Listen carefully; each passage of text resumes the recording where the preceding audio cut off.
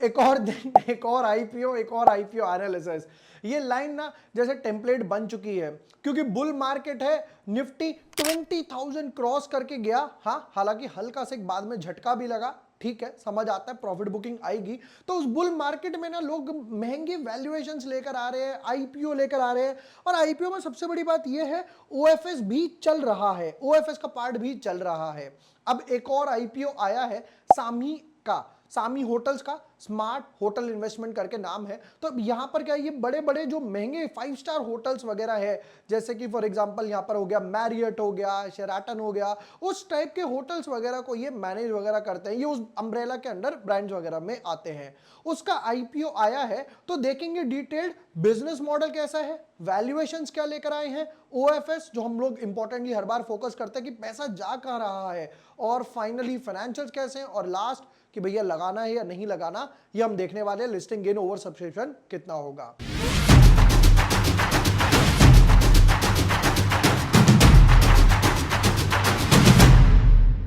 Hi everyone, my name is Vibhor Vaishne. I am a SEBI registered research analyst.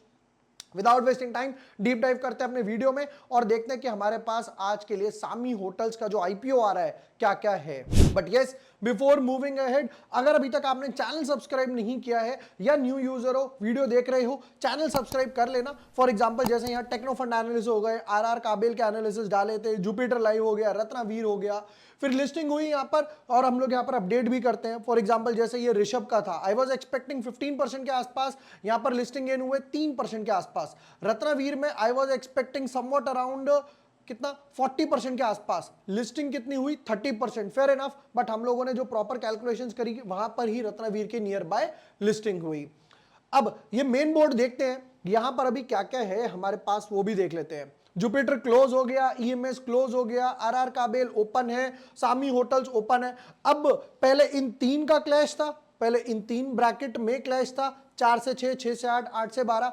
अब इन दोनों का होने वाला है 13 से 15, 14 से 18। तो यहां फंड यूज करूं या फंड यहां यूज करूं, और उससे भी इंपॉर्टेंट ईएमएस का जो पैसा है, ईएमएस का पैसा जो है, हैव अ लुक, ये ईएमएस आईपीओ वाले बोलते हैं कि भैया हम रिफंड यहां पर करेंगे 18 तारीख के आसपास, 18 तारीख को रिफंड करेंगे, सुबह हो जाता है तो एक बारी को मैं यहां पर लगा सकता हूं सामी होटल्स में, सुबह दोपहर तक हो जाता है तो समझ आता है, उस तक नहीं हुआ तो उसका पैसा, ईएमएस का पैसा जो ब्लॉक हुआ है, 79 टाइम्स ओवर सब्सक्रिप्शन हुआ। I was expecting somewhat 40-45 times के आसपास, अच्छा खासा डबल सब्सक्रिप्शन हुआ। चलिए आ जाते हैं विदाउट वेस्टिंग टाइम सामी होटल्स पे, देखते हैं क्या क्या है, बिजनेस मॉडल क्या है, फाइनेंशियल्स क्या है, डीप डाइव करेंगे, समझेंगे सारा, और फाइनली देखेंगे कितना ओवर सब्सक्रिप्शन होगा और कितना लिस्टिंग गेन हो सकता है। सामी होटल्स यानी कि नाम पड़ा smart hotel investment, incorporated in 2010, zoom in कर लेते हैं थोड़ा सा, मच बेटर, Incorporated in 2010, 23 साल पुराना है। Samhi hotel limited is a branded hotel ownership and asset manage platform, ठीक है। Hotel has portfolio of 4801 keys across 31 operating hotels, मतलब कीज का मतलब है कि इतने रूम्स वगैरह अपने अंडर मैनेज वगैरह करते हैं across 31 operating hotels in 14 of India's union consumption centres. कहां पर है जी? बेंगलुरु, कर्नाटका, हैदराबाद, तेलंगाना, एनसीआर, दिल्ली, गुड़गांव, गाजियाबाद, ये एनसीआर में आ जाता है, नोएडा भी आ गया, इनफैक्ट अब तो Pune, Maharashtra, Chennai, Tamil Nadu, Ahmedabad, Gujarat, majorly tyre 1 cities में तो है ही है, टायर 2 सिटीज वगैरह में भी यहां पर है। फिर उसके बाद क्या आया? The company has also 2 hotels under development with a hotel of 461 keys, 461 room आ रहे हैं in Kolkata and Navi Mumbai, under development है, बनेंगे। फिर उसके बाद यहां पर यानी इन्होंने केपेक्स वगैरह कर रखा है, ये अच्छी चीज है। नेक्स्ट पार्ट पर आते हैं, क्या बोलते हैं जी? चलिए जी, on August 2023, sorry, the company acquired Asia Capital and ACPC SVC SPVs, which gained the company an additional 962 keys across 6 operating hotels and the land for development of hotel Navi Mumbai, Maharashtra, ठीक है। अब आते हैं important बात पे कि जो brands की मैं बात कर रहा था वो क्या क्या ब्रांड है।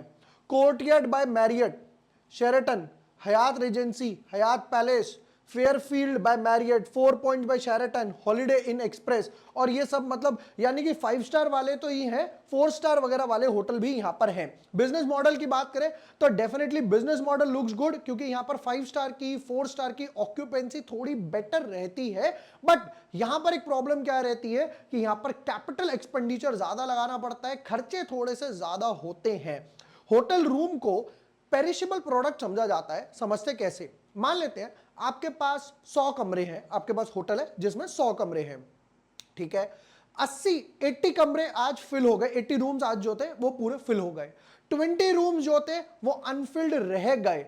अब दिन तो कल निकल गया, अनफिल्ड रह गए, उससे कोई रेवेन्यू नहीं आया। बट बेसिक जो एक फिक्स्ड कॉस्ट है वो तो आ ही रही है, बेड की समझ लो, फर्नीचर की समझ लो, मेंटेनेंस की, वो तो आ ही रही है। 100 के 100 फिल हो जाते तो थोड़ा सा एक्स्ट्रा आ जाता। ये एक होटल इंडस्ट्री के साथ ड्रॉबैक है। कुछ इंपॉर्टेंट डेट्स पर आते हैं। एक तरफ तो हम लोगों ने देख ही लिया जहां पर ये कुछ क्लैश कर ही रहा था, कुछ और इंपॉर्टेंट डेट्स क्या है वो भी देख लेते हैं। आईपीओ ओपन होगा 14 सितंबर को, 14 यानी थर्सडे, फिर 15, 16, 17 की हॉलीडे रहेगा, सैटरडे संडे। सितंबर 18 को आईपीओ क्लोज होगा 3 दिन का। 22 सितंबर को पता चलेगा कि भैया अलॉटमेंट मिल रही है या नहीं मिल रही, जो कि हर बार यूजुअल केसेस में रिटेलर्स के साथ होता है, भाई नहीं मिली। एनीवे वापस आते हैं। इनिशियल ऑफ रिफंड या अनब्लॉकिंग 25 को होगा, शेयर्स आएंगे 26 को, लिस्टिंग होगी 27 ऑफ सितंबर के आसपास। चलिए नेक्स्ट पार्ट पर आ जाते हैं। अब कुछ डेट्स देख लेते हैं, डेट्स के बाद हम लोगों ने देख लेते हैं कि कितना ओएफएस है और कितना हमारे पास कंपनी के पास जा रहा है।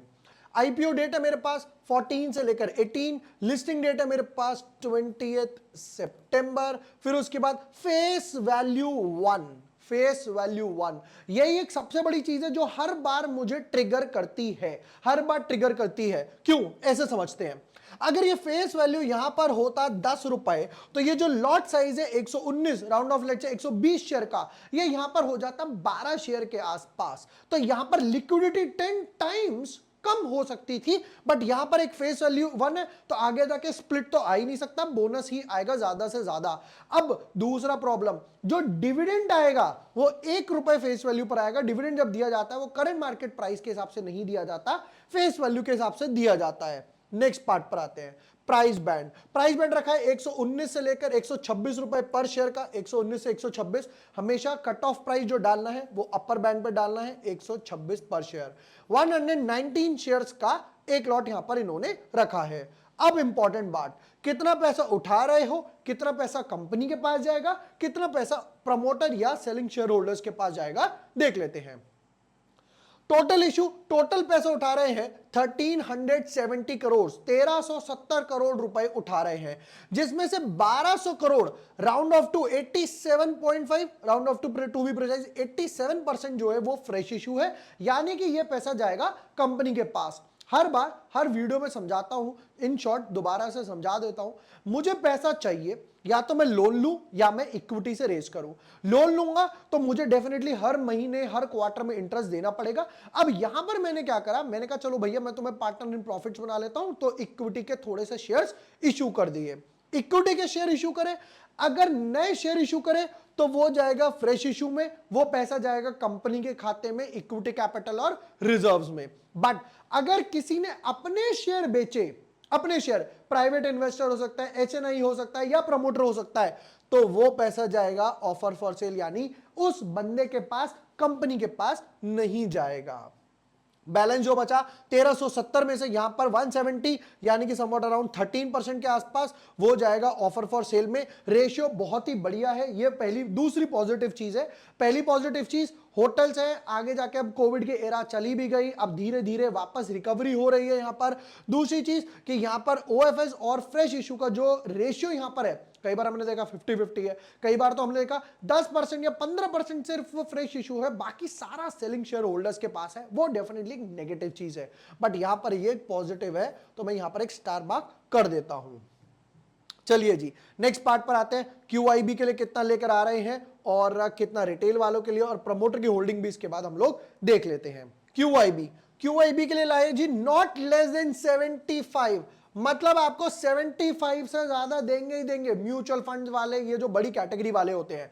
HNI category not more than 15, भैया 15% ही मिलेगा, लेना है लो। और रिटेल वाले आपको तो और 10% तक ही मिलेगा, नॉट मोर देन 10% से ज्यादा नहीं मिलेगा, लेना है लो।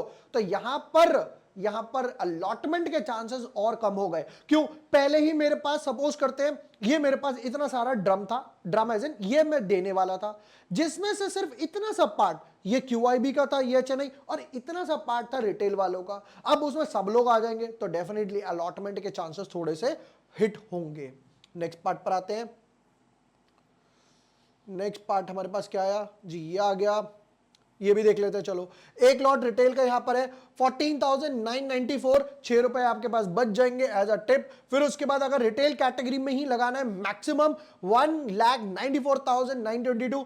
फिर उसके बाद अगर 2 लाख से ऊपर जाते हो तो रिटेल से हटके HNI कैटेगरी में कंसिडर किया जाएगा, जिसमें नॉट मोर देन 15% है। तो ये 2 लाख और HNI कैटेगरी में मैक्सिमम यहां पर आपके पास आ गया 10 लाख से ऊपर, स्मॉल HNI। चलिए जी, नेक्स्ट पार्ट पर आते हैं, financials.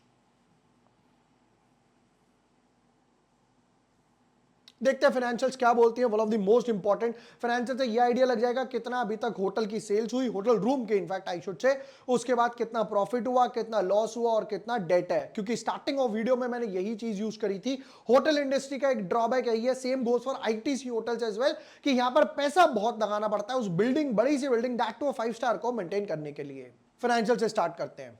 Assets, rupees in CR, rupees in crore है हमारे पास।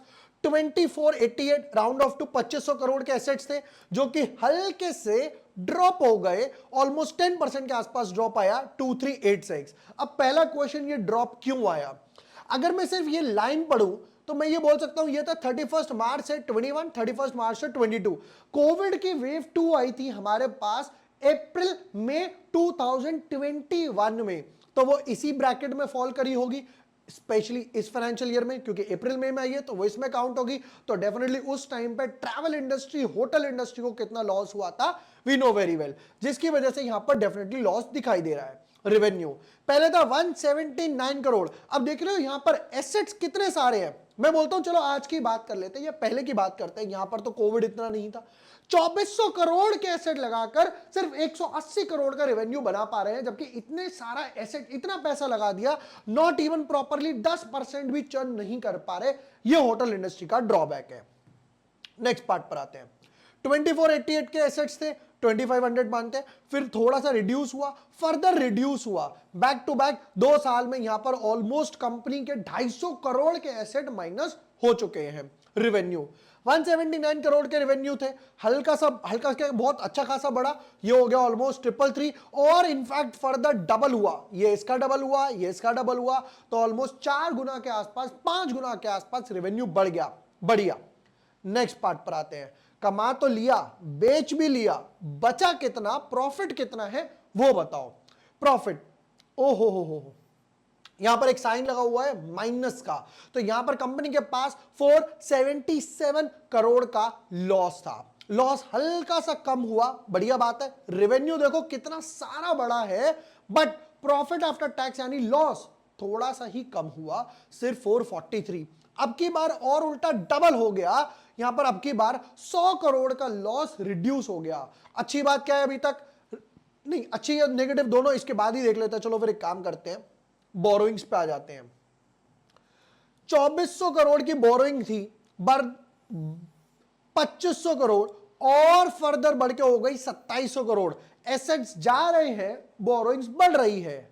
अब आते हैं फाइनेंशियल्स की बात पे। अभी तक फाइनेंशियल्स की बात करूं, एसेट्स डिक्रीज हो रहे हैं, नेगेटिव, बोरोइंग्स बढ़ रही है, मतलब दोनों ही चीज उल्टी हो गई। हम नॉर्मली चाहते हैं एसेट्स बढ़े, बोरोइंग्स कम हो, ताकि कंपनी डेट फ्री हो जाए, यहां उल्टा होता जा रहा है। बट अच्छी बात क्या है, अब जो पैसा उठा रहे थे उसमें से ये बोल रहे हैं कि भैया हम लोग क्या क्या देखेंगे, वो भी है।